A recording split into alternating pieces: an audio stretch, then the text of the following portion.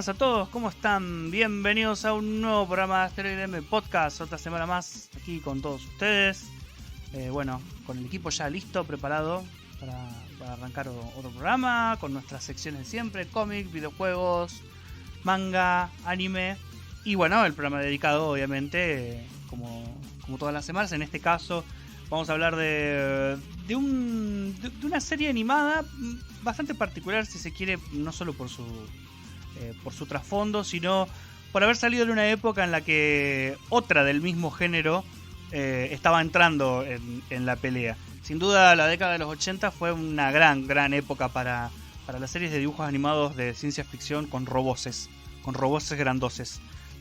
Hablamos de Gobots, o de Challenge of the Gobots, o el desafío de los Gobots, como se conoció también. Pero bueno, es una serie básicamente de robots. Ahora vamos a hablar un poquito más de robots antropomórficos que se transforman. Les debe sonar familiar, seguramente. Así que bueno, vamos a pasar con las presentaciones, que así ya arrancamos, que el equipo ya está listo. Vamos a empezar con el señor Matías Rodríguez. Mati, ¿cómo andás? ¿Cómo andás, Fer? Y yo, gente, sí, acá con muchas ganas de charlar un poquito sobre la serie, un clásico de los robots. Así es. Y por el otro lado, como siempre, al gran Guillermo Villarreal. Guille, ¿cómo andás? ¿Cómo está, Fer, Mati? A la gente, programón. Tengo ahí algunos recuerdos, me ha dejado la serie de los Gobots. De los Gobots, así es, señores. Bueno, entonces, ponemos un poquito de música y arrancamos.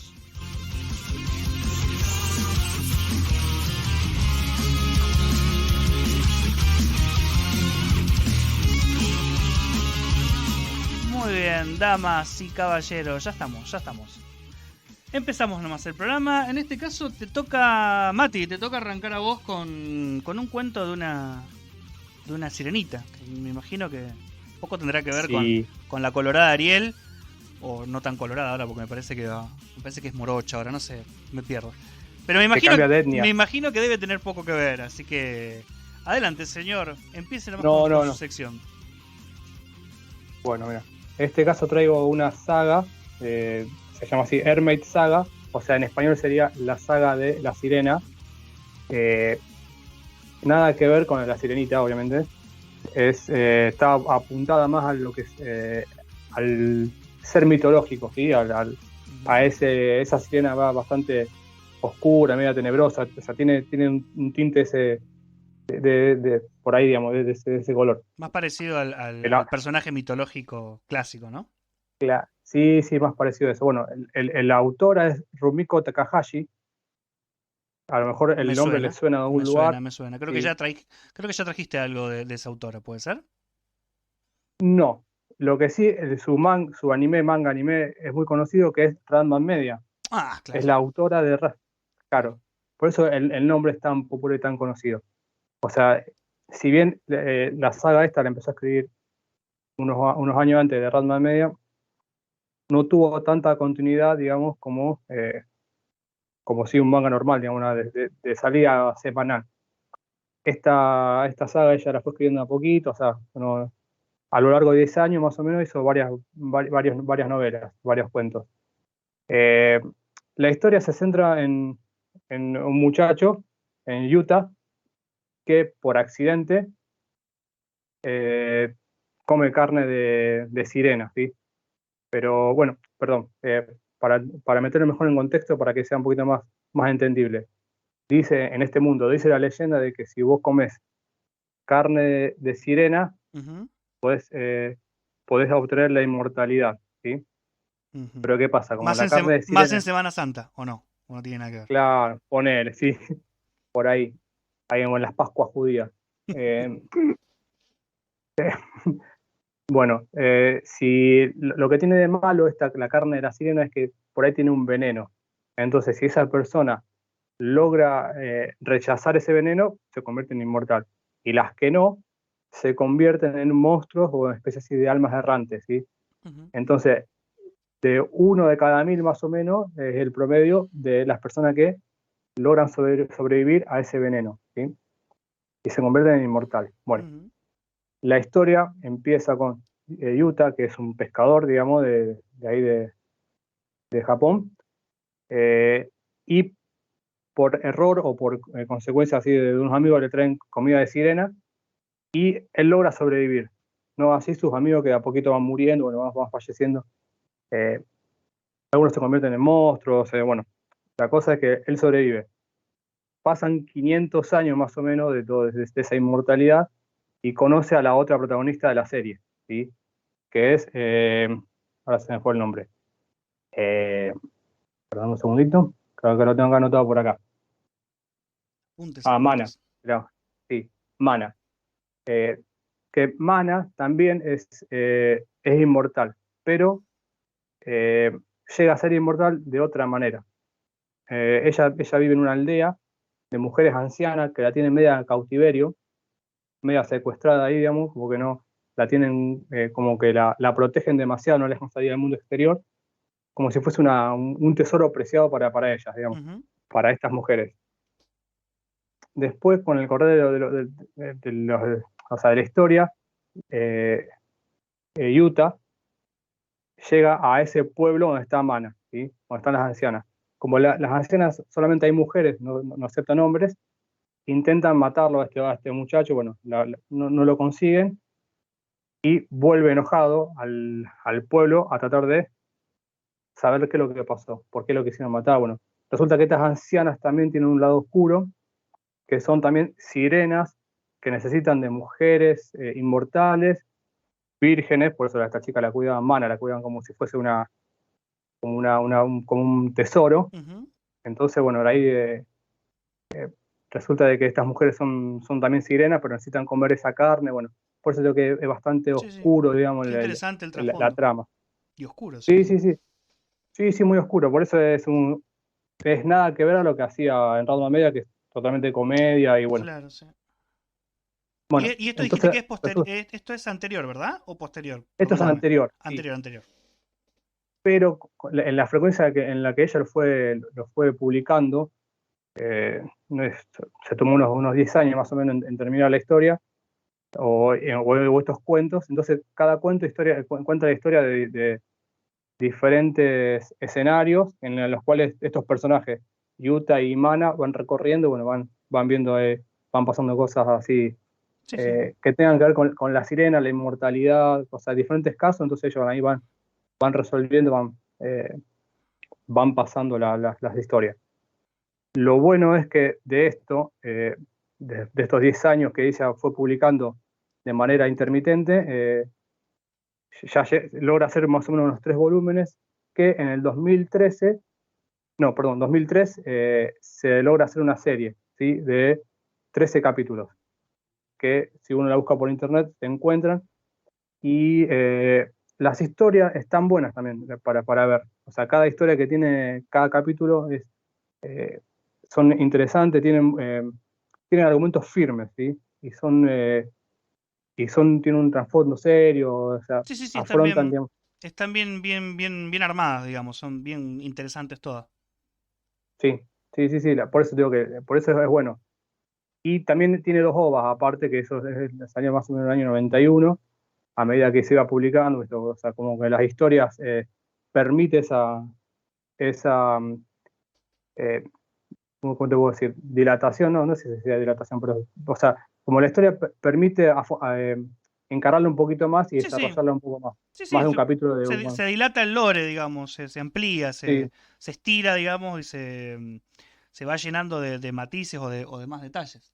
Eso sí, pues, viste que siempre la palabra dilatar tiene connotación negativa, bueno, en este caso no, o sea, hacen una especie de dilatación, pero bueno. Pero bien hecha, digamos. Pero bien, sí, por eso digo que está bueno por mirarlas y en cada capítulo es bastante entretenido y muestra otro lado diferente a lo que hace Rumiko, que si uno, por eso te decía antes de ver Ranma Media, que es pura comedia, acá hay un poquito más de acción, romance, un poco de fantasía oscura, digamos, medio que se va mezclando todo ahí.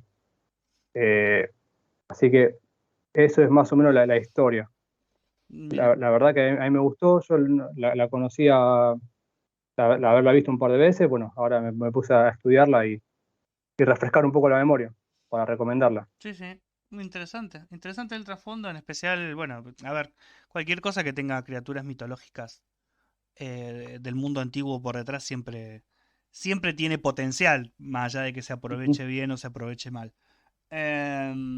Pero bien, no sabía, no sabía que el autor había incursionado en otro género, a lo mejor bastante distinto con lo que se hizo mundialmente famosa, ¿no? Claro, por ejemplo, ahora se me viene acá a la cabeza de otro autor que también tiene algo muy parecido, que es Go Nagai. Go Nagai, si bien hace Mazinger y todo lo que con el género de mecha, Ujú. también tiene algunas historias así tirando para terror y ciencia ficción y un poco de erótico. O sea, se ve que los autores de esto también es como que buscan también otro perfil para descargar también su lado creativo. Claro. Muy bien. Bueno, interesante la propuesta de Mati de esta semana. Se llama Merman Saga, o sea, sería la saga de la Ah, sirena, correcto, Mermaid Saga. de Rumiko Takahashi. ¿Cómo va mi japonés? ¿Viste? Va mejorando. Va Sí, mejorando. sí, konnichiwa. Konnichiwa. Muy bien. Bueno, bueno, como dijimos, esta es la recomendación de Mati de esta semana. Y damos paso a Guille, que nos va a traer también un cómic, como todas las semanas. Guille, ¿andáis por ahí? Así es, acá esperando el pase. Métale, métale, Eh, métale. sí, suena mal esperando el pase, pero bueno. Arranca- vamos a arrancar con, bueno, esta vez tengo como una especie de dificultad como para ponerlos, nada, en contexto de qué va el asunto, pero bueno, espero salir bien, digamos, del paso y explicarlo y que se entienda. Voy a tratar de hacerlo lo más resumido posible. Pero bueno, les traigo paz. Les Les traigo traigo, paz. en este caso, bueno, nada. Yo no te veo ahora, Guille, pero estás así todo como fluorescente, ¿no? Así como, No, no, no, no, no. que Ah. no. Todavía no. Y no es por el pase. La cuestión es la siguiente. Como sabrán, en algún momento en el universo Marvel se dio una situación que fue titulada como Héroes Return, que bueno, que en su mayoría fue toda una suerte de fracaso rotundo. Dentro de los fracasos está el cómic que les traigo el día de hoy. ¿Por qué empiezo hablando mal de esto? Bueno, porque nada, todos fueron para atrás, ninguno tuvo un éxito, digamos, significativo en lo que fue este arco, si se quiere, que hicieron con todos los títulos y este relanzamiento de, de las obras que ya conocemos en Marvel. Así que nada, me toca hablar de Jungla de Asfalto, ¿sí? Es el cómic de Cazar. Fue yo lo que les voy a comentar es lo que pude conseguir, que son alrededor de 14 issues, ¿sí? Que fue editado por Panini en su momento. Creo que al día de hoy se puede conseguir en algún tomo recopilatorio. Bien, no lo sé. Yo este cómic lo pude conseguir algunos issues así por separado, allá por los 90, digamos, en su momento de edición. Y nada, bueno, tendría que ver de conseguirlo y tenerlo todo completo porque de todo lo malo que trae, bueno, tengo que hacer una salvedad acá. Y bueno, para arrancar, les comento, el guión está a cargo del señor Mark White. O sea, nosotros lo hemos traído en otros podcasts anteriores. Recuerden que yo hice una reseña, un resumen de lo que es Kingdom Come, Kingdom Come, para sí. que ustedes más o menos puedan relacionar al autor. Muchas veces no defrauda, entonces, bueno, nada, recomendarles cazar por este autor. No quisiera, pero bueno, está relacionado, ¿no?, con algún que otro buen producto que ha hecho Mark White. Y bueno, y el dibujante a cargo de esta obra, de casi la mayoría de esta obra, después le voy a explicar por qué, es el señor Andy Kubert. En algún momento también hemos elogiado a esta familia de artistas. Ujú. Tengan en cuenta que los Kubert viene padre y dos hijos dibujantes. que bueno, nada, son ultra famosos, tienen escuelas, tienen millones de cosas que han aportado, digamos, a la industria. Sí, y una No trayectoria solamente, sí, no solamente larguísima. eso, su trayectoria, sino también de su forma, o sea, de la formación que han otorgado a muchos otros artistas. Sí, señor. Así que bueno, para ir al ruedo y a la parte complicada, bueno, esta historia se desarrolla en el contexto de la Tierra Salvaje. Esto es lo que tengo que explicar. La Tierra Salvaje es una suerte de selva que funciona en la Antártida. Exactamente. Bueno, para que se entienda, y no tiene nada que ver con ninguna teoría conspirativa ni mundo que haya existido, hay como una suerte de energía que se da por unos metales, como el vibranium, algunos otros condimentos que se destacan ahí en el universo Marvel, que hacen posible, digamos, que haya una jungla entre medio de toda esta nieve. Y bueno, dos hermanos son como arrojados ahí como a vivir. Uno de ellos es Cazar. Y bueno, nada, la historia, para que, no sé si espolearla, no tiene mucha trascendencia, pero bueno, plantea a un conflicto entre estos dos hermanos y a nuestro Cazar, que empieza, eh, digamos, la aventura dentro de la jungla. Y por alguna extraña razón, esta contienda con su hermano lo obliga a salir, ¿sí? Y llegar, o sea, trasladarse a la ciudad de Nueva York.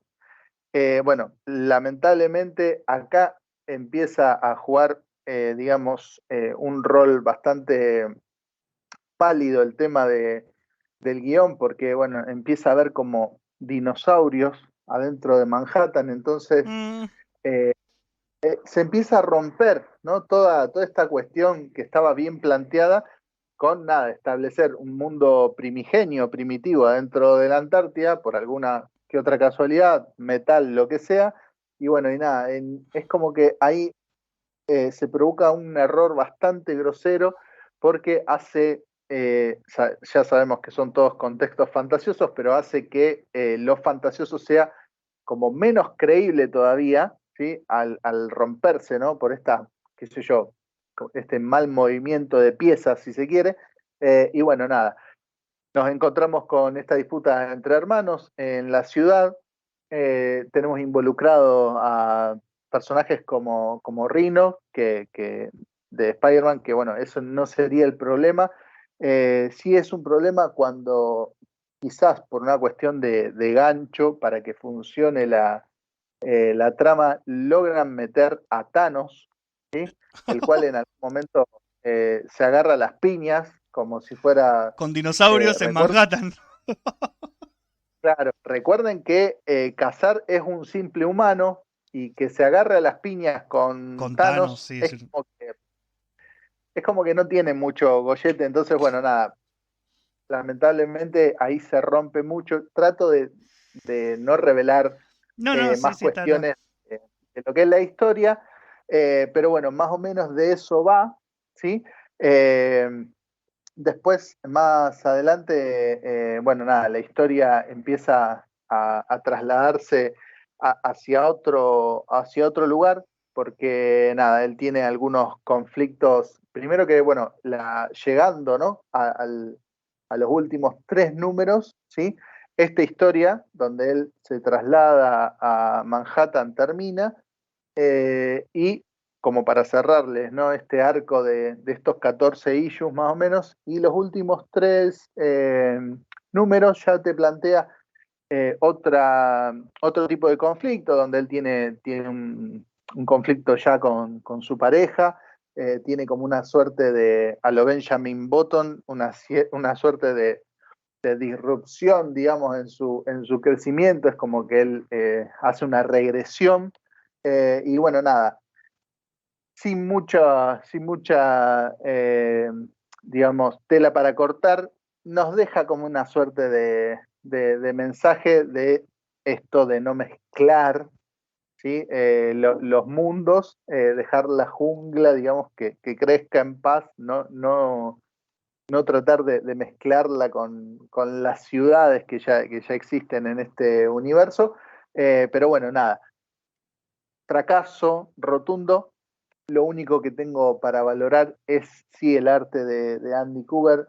Para quienes sean dibujantes, lo aclaro porque este es el real motivo del cual yo traigo la recomendación. Para los que sean dibujantes de historieta, todo el tramo de cazar Jungla de Asfalto, que está dibujado por Andy Kubert, serán alrededor de unos 10 issues de estos 14. Ujú. Trae muchísima, pero muchísima información, ¿sí? A lo que es, llamémosle, si se quiere, en materia de cómo gestionar un cómic. ¿Por qué? Porque realmente tiene una narrativa excelente, sabe jugar muchísimo con la superposición de objetos y de cuadros, no solamente logra narrativa dentro del cuadro, sino eh, por subordinación, ¿sí? Y por dirección de viñetas, o sea, él va emplazando una detrás de las otras y las va superponiendo y va generando así, incluso con estos objetos que yo le digo que superpone, va generando también una dirección que eso es ultra enriquecedor, perdón, Ujú.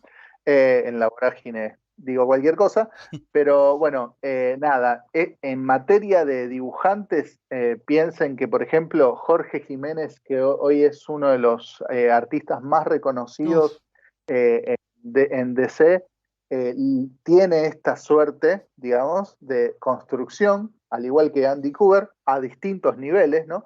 Pero bueno, es muy, pero muy recomendable que por lo menos vayan y vean todo lo que es el arte que ha producido en Cazar Andy Kubert, porque bueno, nada, si están estudiando, si les interesa la materia, si necesitan referencia, si quieren hacer una historieta y no saben por dónde arrancar, este es el mejor material de referencia que pueden conseguir.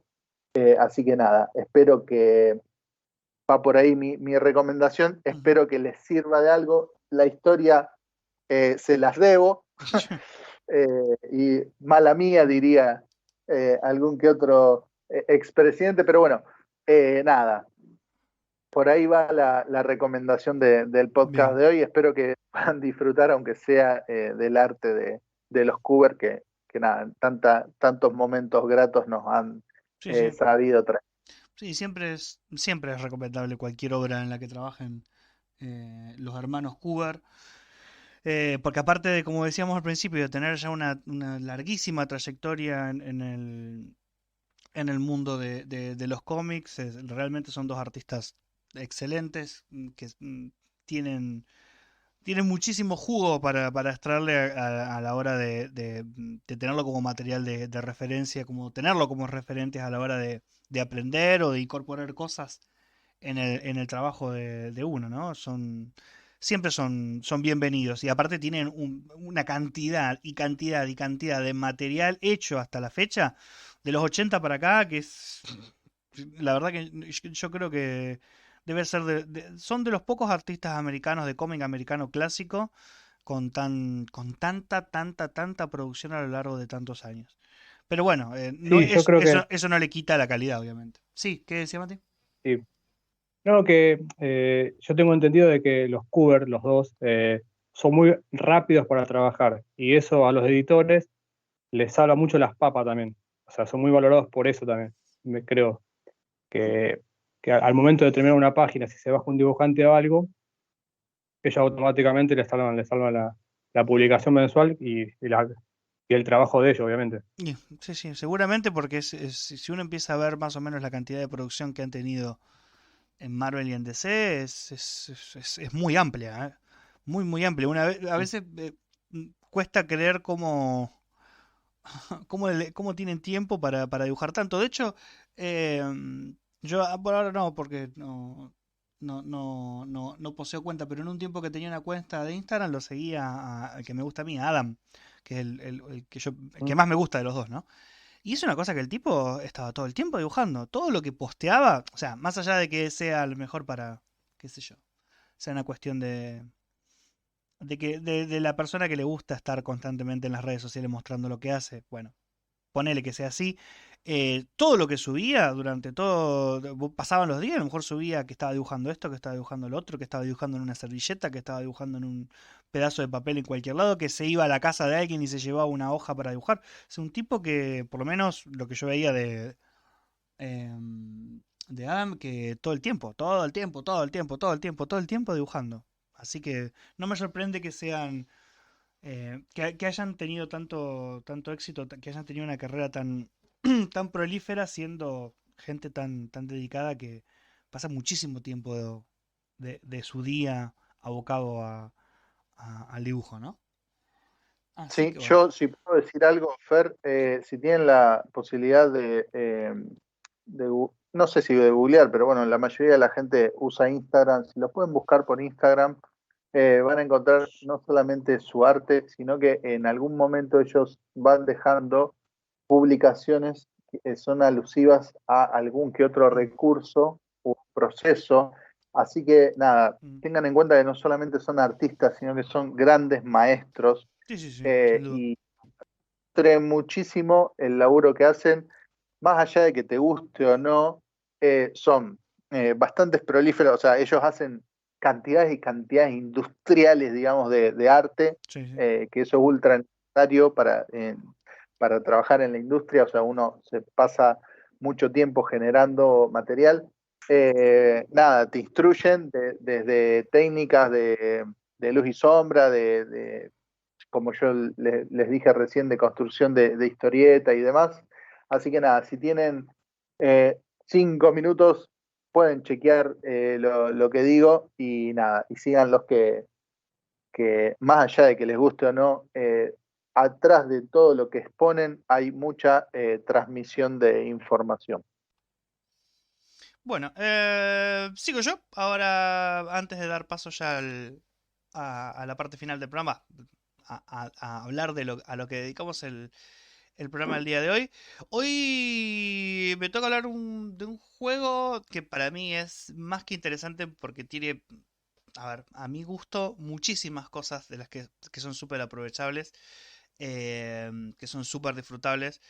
Que es un juego que es un hack and slash viejito ya, del año 2010, a pesar de que tuvo su correspondiente remasterización, como todo, como todo juego de PlayStation 3, de Xbox 360 y de la generación anterior, que bueno, han visto el negocio de remasterizar básicamente todo lo que funcionó durante esos años. Hoy me toca hablar de Darksiders. Como dije, es un hack and slash. Se podría decir que bastante de manual. No es un juego que sea súper innovador en cuanto a sus mecánicas. Más allá de que es. A ver, quienes hayan jugado o estén habituados a la saga God of War o Devil May Cry, van a encontrar muchísimos paralelismos y si se quiere se van a sentir cómodos con la manera en la que se desarrolla y cómo uno puede jugar Darksiders, porque básicamente es una mecánica de juego muy similar. Pero bueno, Darksiders tiene muchas cosas por demás interesantes que para mí a lo mejor igualan, si se quiere, a estas dos sagas, como puede ser el apartado artístico, su dirección de arte, que está llevada adelante y dirigida por nada más y nada menos que el señor Joe Madureira, uno de los grandes referentes del cómic americano de los 90 y hasta el día de hoy, porque para mí, y seguro Guille va a coincidir porque él es un gran admirador de él, ya lo ha dicho también acá, es uno de los grandes dibujantes para mí de todos los tiempos, es uno de los creativos a mi entender más importantes y más relevantes, que lleva muchísimo tiempo de trabajo y que ha influenciado y que sigue siendo una referencia para muchísimos artistas alrededor del mundo desde sus primeros inicios, allá cuando era un pibito en Marvel, hasta el día de hoy. Bueno, Madureira básicamente dirige, Sí, está a cargo de la dirección creativa. Sí, Guille, ¿qué ibas a decir?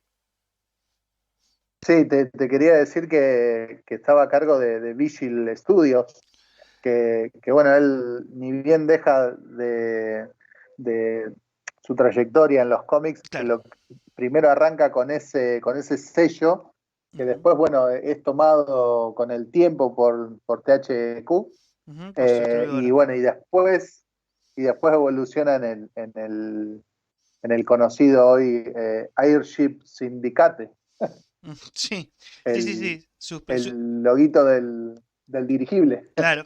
Bueno, sí, Vigil Games era la desarrolladora en ese momento en la que él, bueno, obviamente, como vos decís, era cofundador y estaba absolutamente metido. Aparte, se nota muchísimo ahora voy a hablar un poco de las mecánicas y de otro de los apartados que me parece básicamente de los mejores y más, ¿cómo decirlo? Más atractivos también, que es la parte argumental. Porque por eso es muy bueno este juego, porque es una conjunción perfecta de un montón de cosas.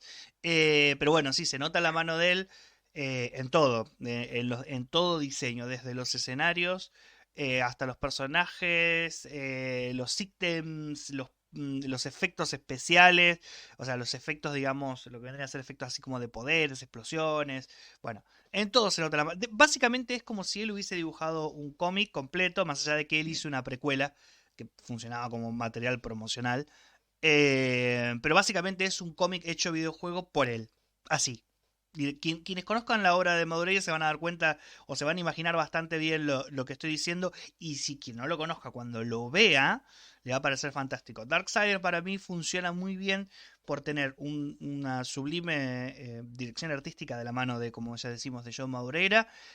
Por tener, a ver, unas mecánicas de juego que si bien no son rompedoras ni innovadoras, funcionan muy bien absolutamente todas, porque ya estaban bastante bien exploradas en otros juegos similares anteriores.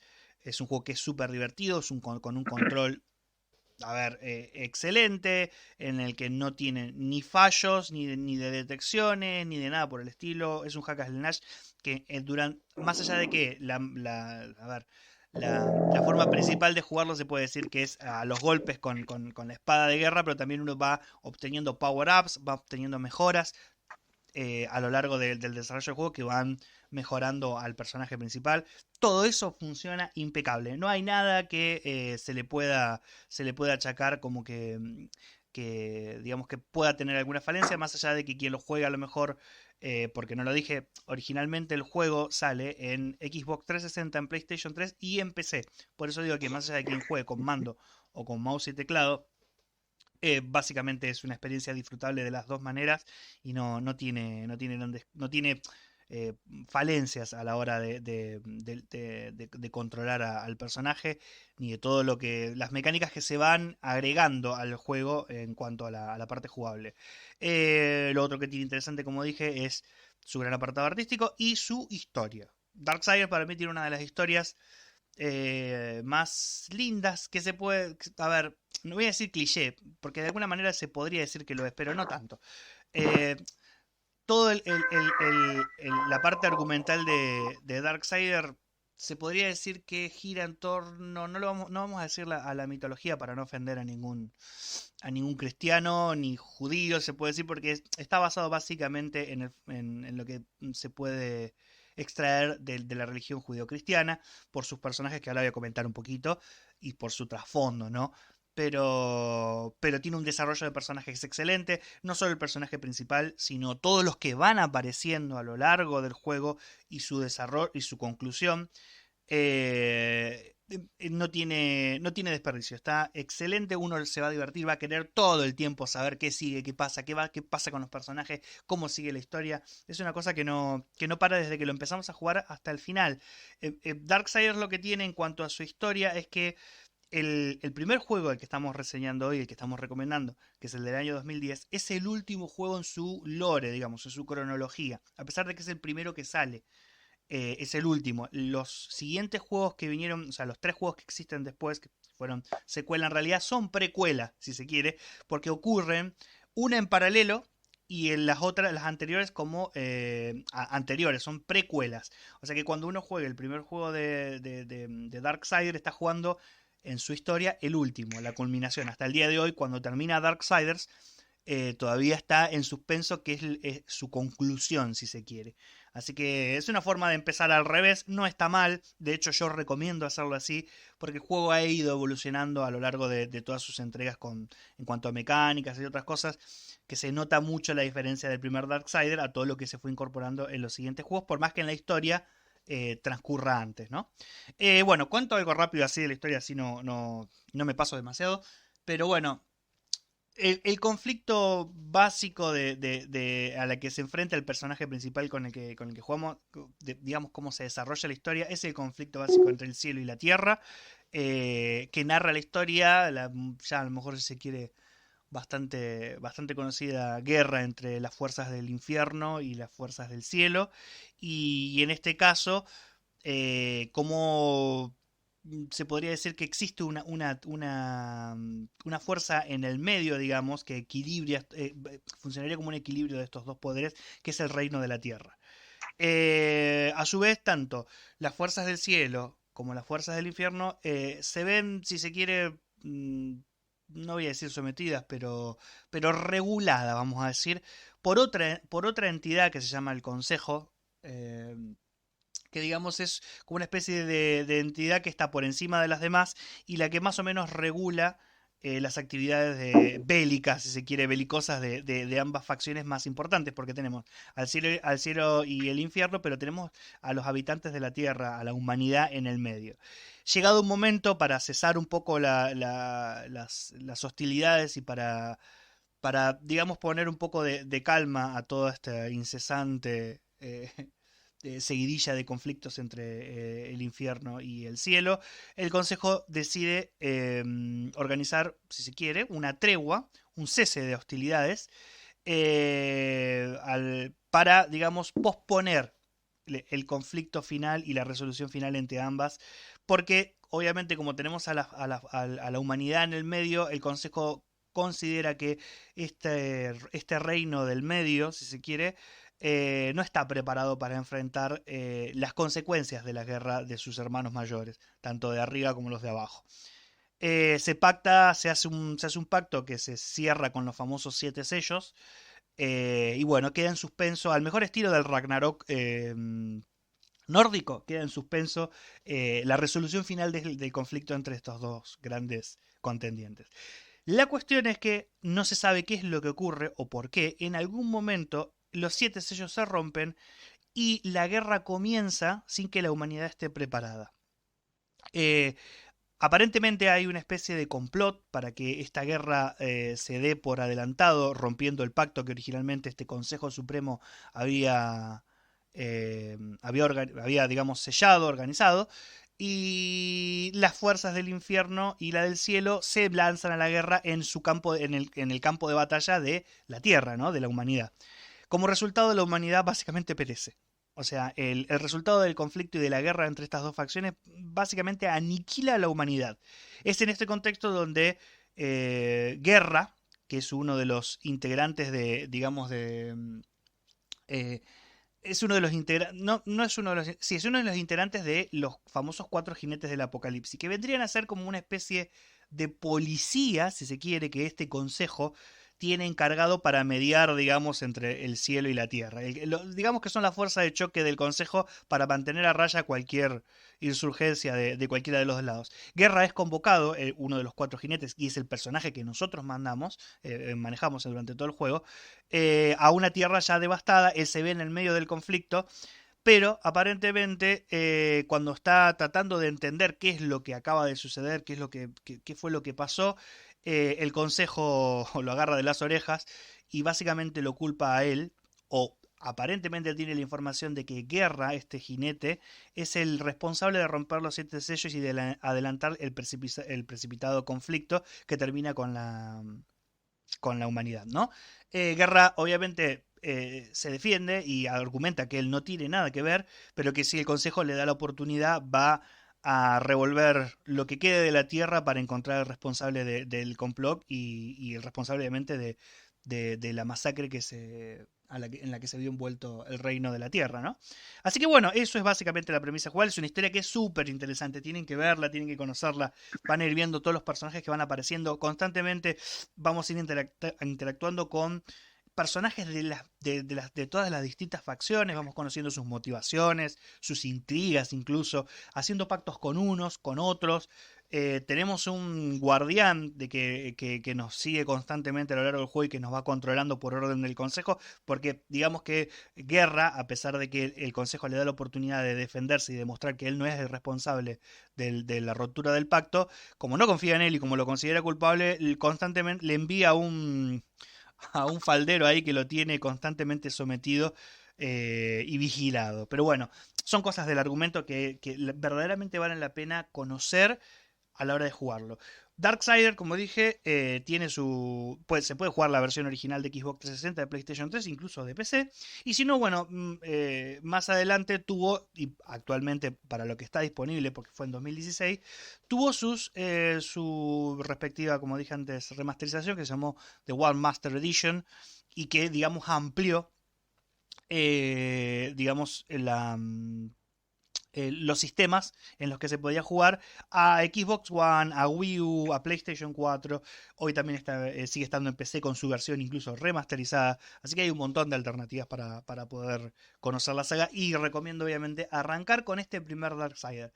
Sí o sí, por más que sea el último en su lore, es importante empezar por este Darksider y después ir conociendo, porque a lo largo que va avanzando la saga, cuando uno termina de jugar este Darksider y empieza a jugar los demás, va a ir conociendo al resto de hermanos de guerra, los otros jinetes del apocalipsis que faltan, que van a ir protagonizando sus juegos a medida que después de este, ¿no?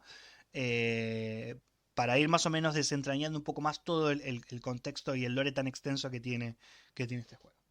Así que bueno, ya saben, Darksiders, pueden jugar su versión original o la War Master Edition. No se lo pierdan porque tiene, como dije, junta lo mejor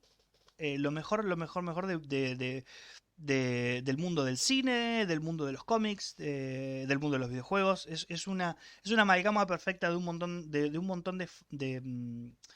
de factores que funcionan perfectamente bien y que es súper recomendable. Aparte, les va a encantar. Yo no conozco una persona que no haya conocido Darksiders y su historia, sus personajes, su jugabilidad y no le haya encantado. Así que bueno. Sí, Fer, yo, Sí, si me lo permitís, adelante.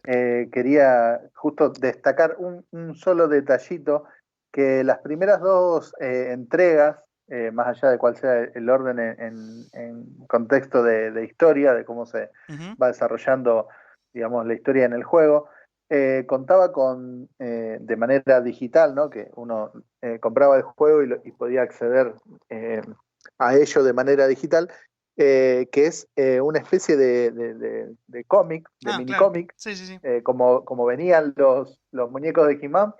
Bueno, lo bueno de Darksider también era eso, que vinculaba mucho al público del cómic, porque también te traía unas paginitas ahí que explicaban un poquito más, Y que estaban digamos, dibujadas por Maurel, del... aparte. Sí, no, en realidad en la primera entrega él hizo portadas de estos minicómics. Ujú. El arte del juego número 1 está a cargo de Ludo Lulavi, y Ah, verdad. el arte del número 2 ya ahí es distinto, ahí ya empiezan a aparecer otros artistas, que no recuerdo el nombre, porque bueno, nada, tampoco eran como muy llamativos, Ujú. pero bueno, nada, sepan que también tenía eso, ¿no? Aparte del juegazo, también traía un cómic, Sí, o sí, sea que era cada super juego, combo. claro, cada juego tenía digamos, su prólogo, si se quiere, eran cómics cortitos de poquitas páginas, no creo que eran 10 o 15 Ujú. páginas, por ahí. Pero sí, Sí, digamos que agregaban un poquito más al lore del juego, a la historia. Solamente voy a adelantar una cosita así rápido, que como dice Guille, ya que mencionó la segunda entrega. La segunda entrega transcurre, vamos a decir que casi en paralelo, un poquito atrás de la historia, pero casi en paralelo, y jugamos con Muerte, que es uno de los hermanos, que digamos se une a la historia para defender a su hermano. Pero bueno, no vamos a decir más nada. Lo principal es jugar con el primer Darksider, jugar la historia de guerra y después pasar a Muerte, después vendría Fury y después vendría Strife en Genesis. Pero bueno, eso lo vamos a dejar, si no sería, no terminamos más. Pero lo principal es Sí.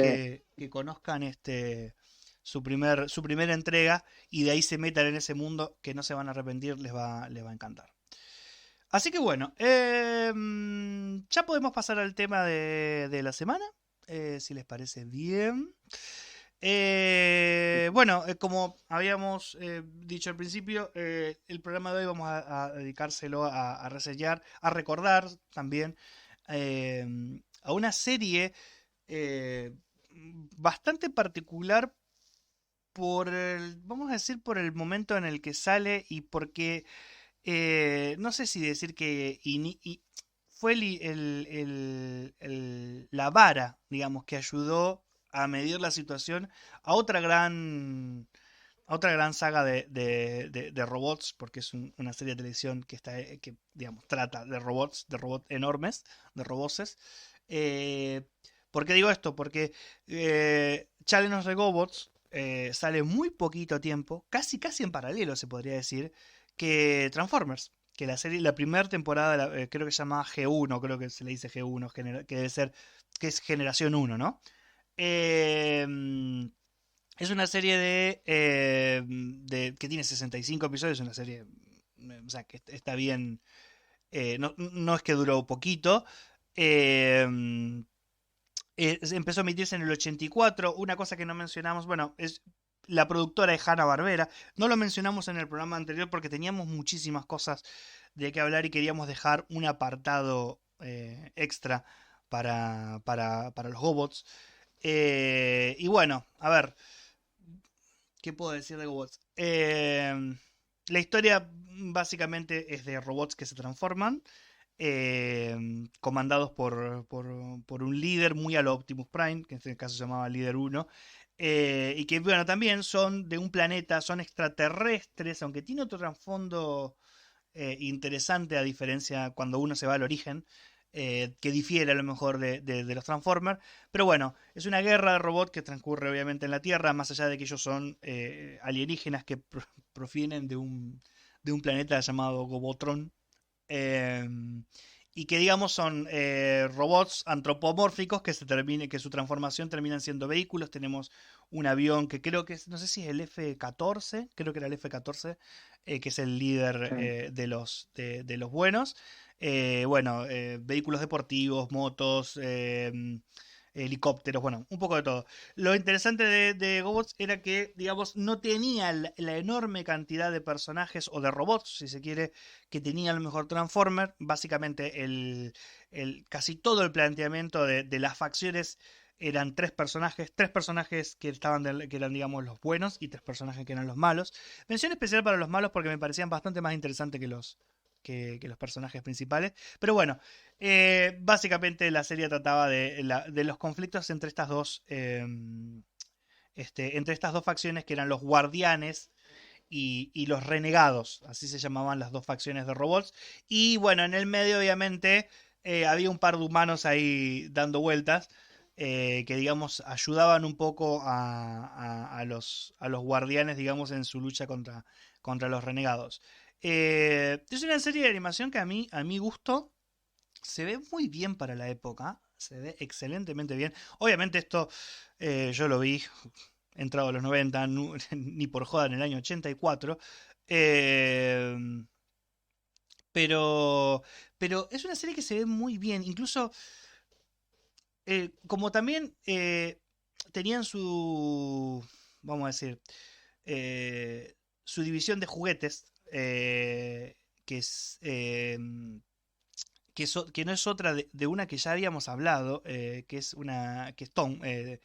Tonka, que era la de, si mal no recuerdo, la responsable de la línea de juguetes americana de la zona espiral, exactamente. ¿Mm? Digamos, una de las cosas que a mí me gusta de GoBots es que a la hora de la transformación, digamos, de hacerlo verosímil, las transformaciones en la serie animada eran prácticamente las mismas que en el juguete, ¿no? En el juguete teníamos básicamente 3 movimientos, como mucho 4 pasos para convertir su robot de forma humanoide a su forma de vehículo, y en la serie se veía exactamente igual. Exactamente igual, incluso me acuerdo mucho del característico sonido de la transformación que también lo tenía como lo tuvo Transformer. Pero bueno, ahora voy a continuar diciendo alguna otra cosita, pero quiero dar paso a mis compañeros también para que nos digan qué recuerdan de la serie y qué recuerdo les trae el desafío de los robots. Guille, ¿querés contarnos algo? Sí, yo básicamente recuerdo muy poco de ver los episodios. Sí los veía muchísimo, me encantaba la serie. Yo compartía mucho esto con un hermano mayor que tenía, entonces como que nada, quizás al principio veía casi sin darme cuenta de lo que estaba viendo, pero con el tiempo, eh, él al fanatizarse era como que me contagiaba muchísimo a mí en ese sentido. A tal punto que bueno, que lo recuerdo como un éxito rotundo. Todos los chicos, inclusive amigos de mi hermano, estaban ultra fanatizados eh, con esto de los dibujitos, ¿no? De los capítulos de los Gobots. Y me acuerdo que en ese momento llegaban a tener un rol bastante importante lo que eran las figuritas coleccionables y los álbumes de figuritas. eh, y bueno, nada, a tal punto que recuerdo muchísimo en la infancia esto de comprar los sobrecitos de las figuritas para llenar el álbum de los Gobots. Recuerdo algo que nos pasó. Teníamos una tía que muchas veces nos acercaba figuritas de los Gobots. Y bueno, y en todo ese afán por tratar de conseguir, eh, de completarlo, nada, tratábamos de intercambiar, de comprar inclusive en otros lugares, como para, como si fuera una cuestión, ¿no? Como ya predestinada, que tal o cual figurita esté en tal o cual lado, y no llegar hacia el barrio donde uno vivía. Inclusive todo este razonamiento nos llegó porque hay una parte del álbum, aquellos que lo puedan haber llegado a tener o a conocer, eh, venían como una suerte de imágenes seccionadas, quizás, o compuesta por 4 figuritas, que bueno, uno al pegar cada parte confeccionaba la imagen. Hay una imagen muy Claro, conocida donde era está líder uno, tipo rompecabezas, que eran secciones de tipo 4. rompecabezas. Sesiones de 4 Exacto, generalmente. O de 2. claro. De 2 figuritas. Fíjense, lo que voy a contar quizás no tiene mucho que ver con la serie, pero hay una imagen icónica donde está parado el líder uno. A su derecha está Turbo y al otro lado está Scooter. Esa imagen venía seccionada en 4 partes, y quiero decir algo que realmente era bastante, eh, en su momento era como bastante gracioso, ¿no? Pero a nosotros nos indignaba muchísimo. Eh, Había una parte de esas 4 que era su pie izquierdo junto a los pies de Scooter, Sí. que nos tocaba repetidamente de una manera atroz, atroz. eh, y era como que, no sé, comprábamos un paquete de figuritas y venían, no sé, 4 partes de esas. O sea, Sí, sí. era como muy, muy alevoso, era casi como una especie de maldición con esa parte, a tal punto que en un momento no sabíamos qué hacer con tantas figuritas repetidas de esa sección, que las empezamos a pegar minuciosamente una arriba de la otra, tanto así que cuando llegamos a completar toda la imagen, recuerdo que nos reíamos mucho porque nos había quedado en la parte esa del pie de líder 1 y los pies de Scooter, un bodoque así lleno de figuritas pegadas una arriba de la otra, que eran todas las repetidas que nos habían tocado. Así que nada, maravilloso, digamos, esos momentos de GoBots, que fue previo a Transformers. Recuerden que acá en Argentina llegaba todo un poco más tarde, así que nosotros tuvimos un periodo de GoBots y después tuvimos un periodo de Transformers. De verlo en cómics, he llegado a ver algunos cómics que eran, bueno, en su momento era muy común ver como una especie de versión argentina, ¿sí?, de los éxitos de la televisión. Yo creo que esto lo comenté en otro podcast, Leda Films. porque bueno, había nada, material que venía de afuera y acá en Argentina, nada, se redibujaba y se reimprimía, Sí, se licenciaba. digamos. Claro, era como una licencia que se trabajaba acá y bueno, y tuve acceso a hojear material de ese momento, destacar muchísimo las figuras de acción. Había unas versiones muy truchas que eran como eran unos juguetitos, digamos, muy unas chinosos. figuras muy chinas que no se movían, o sea, era como el personaje estático, era casi como una especie de bodoque de plástico que no tenía ninguna función, gracias si se paraba, y algunos no se paraban, pero bueno, eso como la versión más trucha no, a los muñequitos que, bueno, inclusive si uno si uno los quiere buscar, hay alguna que otra reliquia ahí dando vuelta en Mercado Libre, pero bueno, nada, hay precios o sea, desopilantes porque, bueno, nada, por Sí. 3 muñequitos te piden casi 40.000 Sí. pesos, es como una locura. Sí, son cosas de Pero colección.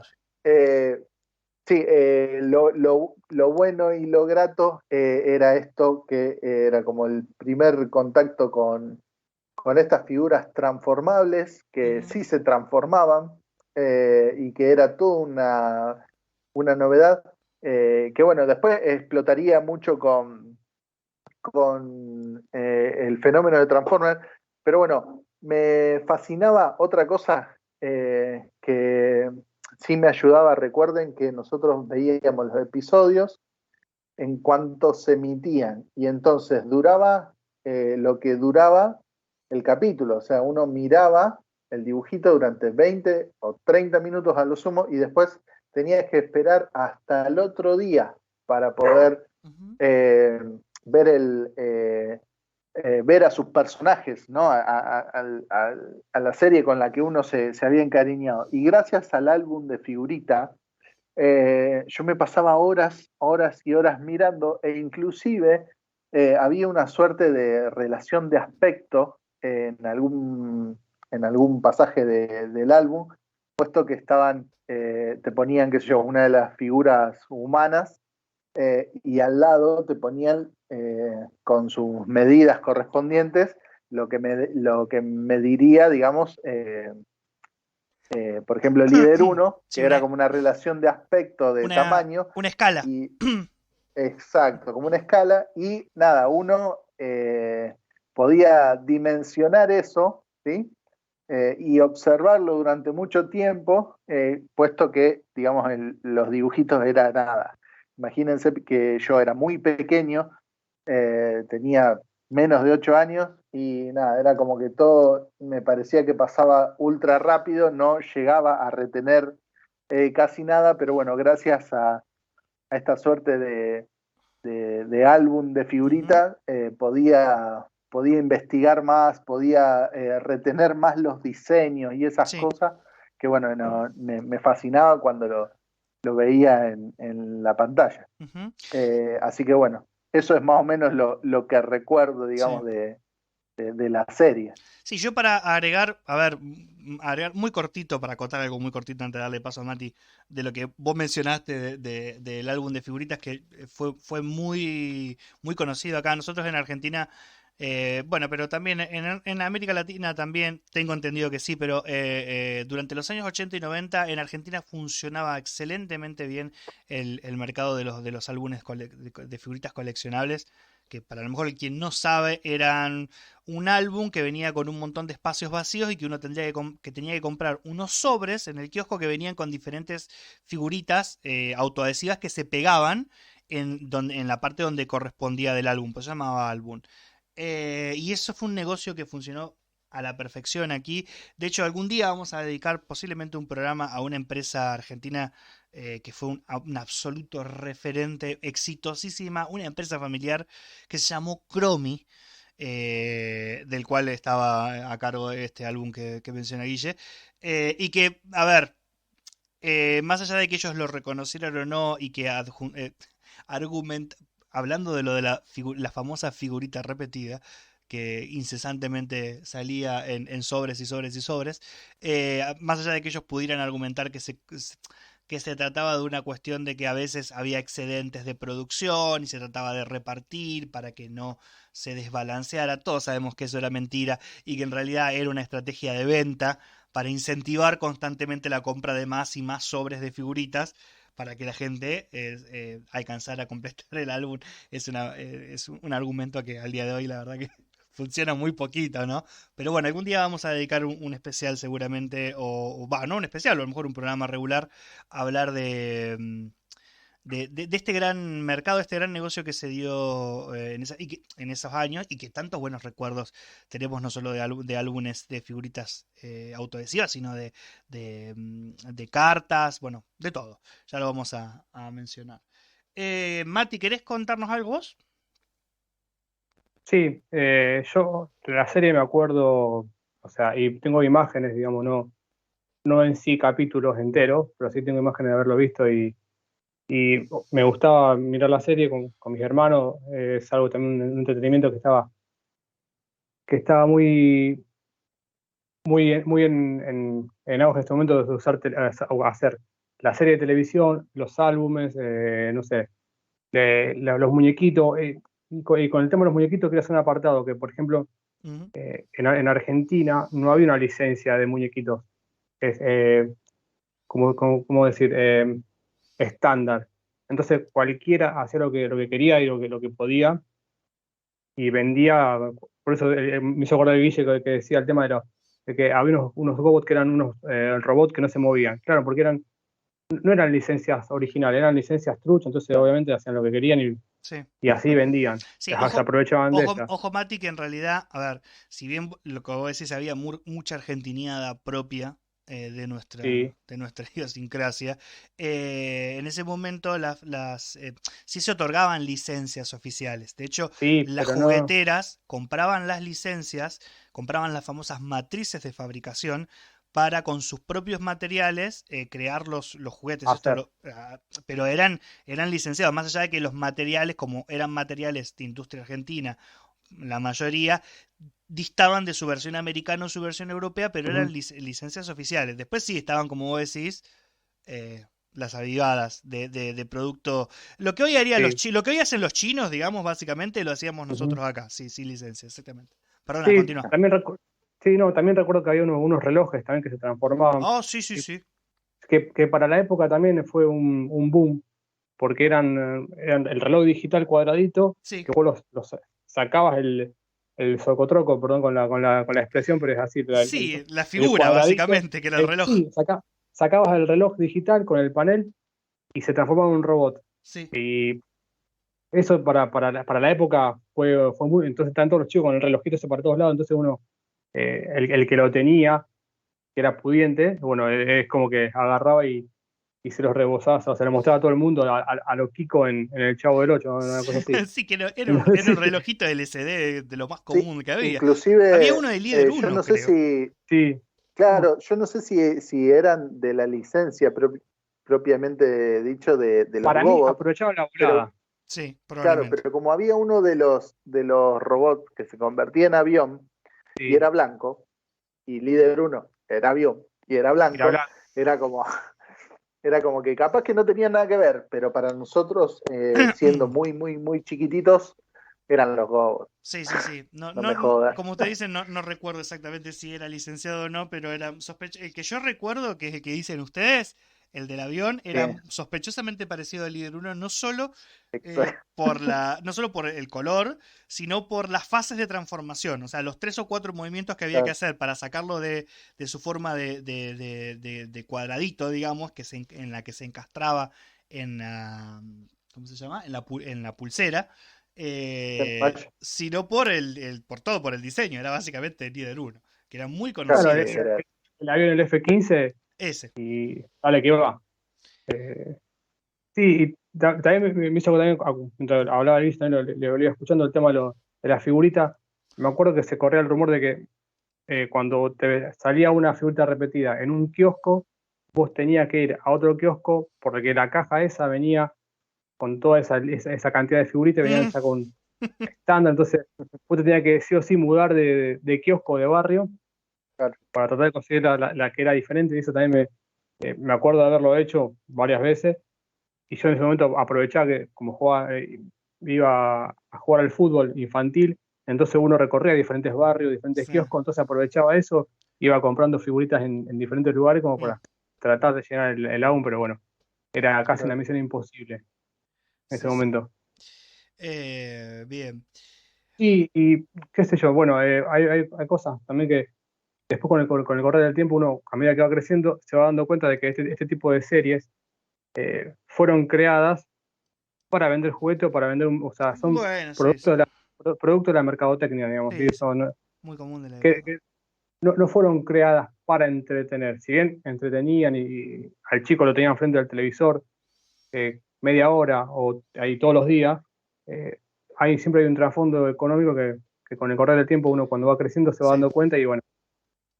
Y así con esta hubo muchas que derivan de juegos o de líneas de juguete y terminan siendo series animadas y después en su efecto todo lo que sigue la franquicia, que cómics, videojuegos y bueno. Yo creo que junto con Transformers y estas son las que dieron el puntapié inicial para lo que era el género mecha o mecha en Occidente. Sí, fue algo que ya se venía trabajando, algo que funcionaba bastante bien ya en Japón. Y todo lo que tiene que ver con mechas, que serían los robots. Los mechas son los robots tripulados. Estos vendrían a ser robots porque viste que había dos variantes. Estaba la variante que venía de los mechas, como vos decís, que eran los robots tripulados, que los comandaban humanos, hasta evolucionar, que después ya se puso bastante más de moda, ya a mediados y fines de los 80, esta idea de que ya no fuesen tanto robots tripulados, sino que tuvieran su propia conciencia o inteligencia artificial, ¿no? Digamos que se creó esa variante, pero sí, desafortunadamente nosotros, más que por nostalgia y por gratos recuerdos de nuestra infancia, a lo mejor en ese momento no nos damos cuenta que eran productos básicamente que estaban pensados como una cuestión de marketing para vender otro producto. Por eso la mayoría de estas series, salvo excepciones, o sea, las más destacables y las que trascendieron las barreras de su versión animada en el tiempo y en otros formatos, generalmente tenían como a lo sumo una o tal vez 2 temporadas, andaban alrededor de los 60 y pico de capítulos y generalmente muchas morían ahí cuando se le dejaba de dar soporte a la línea de juguetes o el producto original del cual estaba basado para promocionarse, ¿no?